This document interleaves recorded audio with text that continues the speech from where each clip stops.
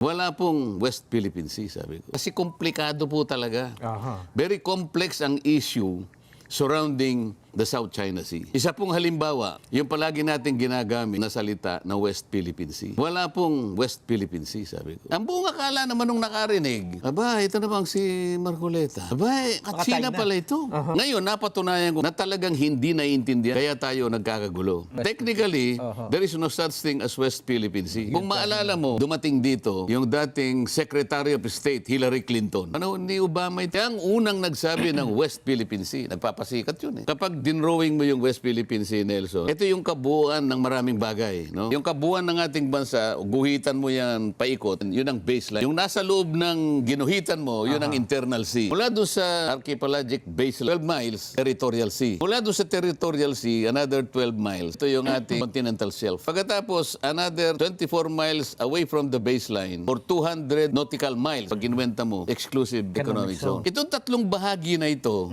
yung ating maritime, ito yung West Philippine Sea, sabi niya. Alam mo, kahit na hindi mo pa sabihin West Philippine, atin talaga yon. Iyan po ay nakasulat sa mga treaty na ating pong pinirmahan kung tawagin ay UNCLOS. So meron tayong 12 miles territorial sea, meron tayong 12 continental shelf, exclusive economic zone. Atin yun. Sa lahat po ng nakikinig, tandaan po ninyo, atin po lahat yun. Kahit ano pong mangyari, hanggang sa huling patak ng ating dugo, ilalaban po natin yan. Ang sinabi ko lamang po, nung pinangalanan po yun ng West Philippine Sea, tayo lang pong gumawa nun eh. Halimbawa ikaw, Nelson, para ganap na maintindihan, gusto mong i-dramatize, ikaw talaga may-ari niya. Merong street ditong papunta dyan, merong major street eh. Ang pangalan halimbawa ng street, Subarjaga Street. May papasok sa'yo ngayon, skinita lang na maliit, dahil gusto mong i-dramatize, papunta dyan, pag-aari mo talaga yan eh. May titulo ka talaga, ikaw lang naglagay. Di mo pinadaan sa barangay eh, ikaw lang eh. Nilagay mo ngayon, Lubao Street. Kung mo hindi dumaan sa ordinansya, o kaya hindi kinilala ng munisipyo, pag ginugel mo yun, kaya Waze, hindi kikilalanin yun. Gumana Executive Order si Pinoy. Administrative Order number 29, September 5, 2012. Tayo lang yun eh. Nagkaroon siya ng idea kay Hillary Clinton. Bakit ko po sinabi na wala pong West Philippine Sea? Ang batayan po natin yan, dalawa lang eh. Meron pong tinatawag na International Hydrographic Organization, IHO. At meron din Oceanography of Seas. Dalawang palistahan. Encyclopedia. Basahin mo pareho yun. Walang West Philippine Sea. Ang nakarehistro lang is South China Sea.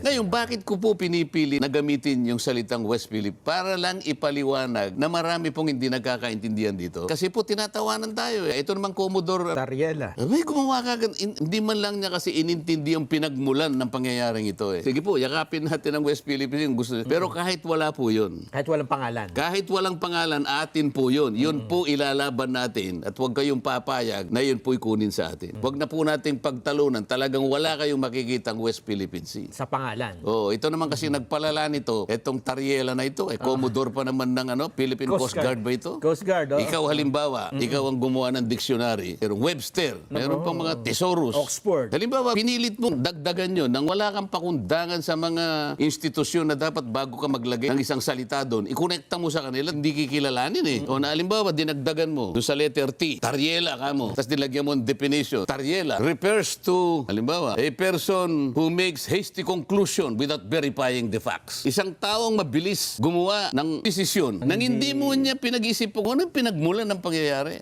Magsasalita ka na lang ng mabilis o hindi kikilalanin yung ginawa mo sapagkat kinakomunekta ka sa gumagawa ng dictionary. Yan ang ibig ko sabihin. Ang isa pa pong hindi nyo naintindihan. Halimbawa, yung kabuuan ng kwadradong ito. Ito kunwari yung totality ng ating karagatan. Yung sinasabi kong territorial sea, continental shelf, at saka yung exclusive economic zone. Yan na yan. Yan ang kabuuan. Kunwari, yan na yan. Para maintindihan lang tao. Sa gitna niyan, nandyan ang Scarborough Shoal. Totoo naman na yung Scarborough Shoal is 120 nautical miles from Zambales. Sakop ng ating exclusive economic zone. Okay. Oh. So, atin yun. Hindi, teka muna. Sinong nako-occupy? Sa ngayon, sinakop, atin dapat yun eh. Ayun nga. Huwag natin pagtalunan kung sino may kasalanan. Nakuha ng China.